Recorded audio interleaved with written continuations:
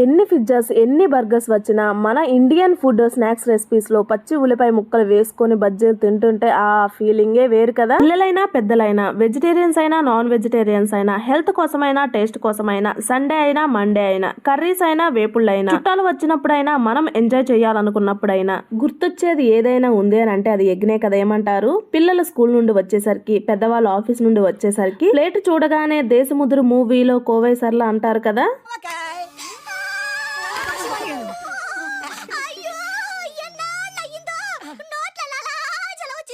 ఇలా ఎగ్ తో చేసిన బజ్జీలు తింటూ ఇంతే ఎంజాయ్ చేయాలంటే వీడియో చూడాలి కదా. దానికోసం ముందుగా ఇంట్లో ఉండే మెంబర్స్ ని బట్టి ఎగ్స్ ని ఉడికించుకోవాలండి. ఉడికించుకున్న ఎగ్స్ ని తీసుకొని వీడియోలో చూస్తున్న విధంగా 2 పార్ట్స్ గా కట్ చేసుకొని పక్కన పెట్టేసుకుందాం. నెక్స్ట్ ఒక ఎంటీ బౌల్ తీసుకొని దానిలో 1 కప్పు వరకు శనగపిండిని యూజ్ చేసి దానిలోనే 2-3 టేబుల్ స్పూన్ వరకు బియ్యం పిండిని యాడ్ చేసి ధనియాల పొడిని, జీలకర్రని, కారాన్ని, ఉప్పుని, మిరియాల పొడిని, బేకింగ్ సోడాని, కొత్తిమీరని, అల్లం వెల్లుల్లి పేస్ట్ ని తీసుకొని మొత్తం కలిసేలా ఒకసారి కలుపుకొని మనం బజ్జీలు ప్రిపేర్ చేసుకునే విధంగా, అంటే ఎక్కువగా లూజ్ గా ఉండకూడదు, మరీ టైట్ గా ఉండకూడదు, బజ్జీలు చేసే విధంగా తగినట్లుగా వాటర్ని యాడ్ చేసుకొని మొత్తం కలిసేలా కలుపుకొని ఒకసారి ఈ పచ్చి పిండిని ఉప్పు సరిపోయిందో లేదో చెక్ చేసుకొని అవసరం అనిపిస్తే యాడ్ చేసుకోండి. బ్యాటర్ కనుక లూజ్ అయినట్లయితే కొంచెం శనగపిండిని యాడ్ చేసుకోండి, థిక్ గా చేసుకోండి. వీడియోలో కనిపిస్తున్నట్లు కొంచెం పచ్చిమిర్చి తరుగు కూడా యాడ్ చేసుకోండి. ఇక్కడ నేను మా పాపకు పెడుతున్నాను కాబట్టి చాలా తక్కువ క్వాంటిటీలో పచ్చిమిర్చి యాడ్ చేస్తున్నాను. సో ఈ విధంగా బ్యాటర్ అయితే రెడీ చేసుకొని ముందుగా ఉడికించి కట్ చేసుకున్న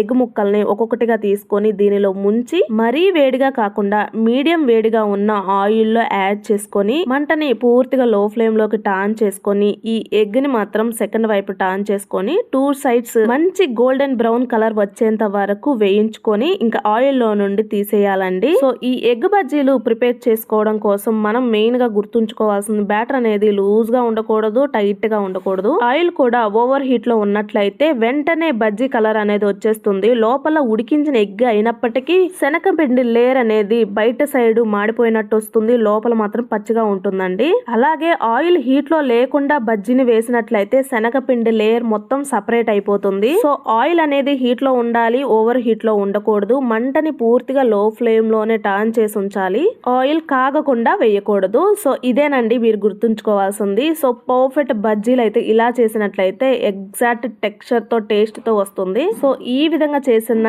ఈ ఎగ్ బజ్జీ మాత్రం 2 ముక్కలుగా కట్ చేసి పెద్దవాళ్ళకైతే కారాన్ని స్ప్రింకిల్ చేసి పచ్చి ఉల్లిపాయలు వేసి నిమ్మకాయ పిండి ఇచ్చినట్లయితే హ్యాపీగా ఎంజాయ్ చేస్తారు. పిల్లలైతే డైరెక్ట్ గా ఎంజాయ్ చేసేస్తారండి. సూపర్ టేస్టీగా ఉండే ఈ ఎగ్ బజ్జీ మీరు కూడా ట్రై చేసి మీకు ఎలా అనిపించిందో కామెంట్ సెక్షన్ లో కామెంట్ చేయండి. ఇలాంటి సూపర్ టేస్టీ రెసిపీస్ కోసం మన ఛానల్ ని సబ్స్క్రైబ్ చేసుకోండి. ఈ వీడియో నచ్చిందా అయితే వెంటనే లైక్ అయితే చేసేయండి. Thanks for watching.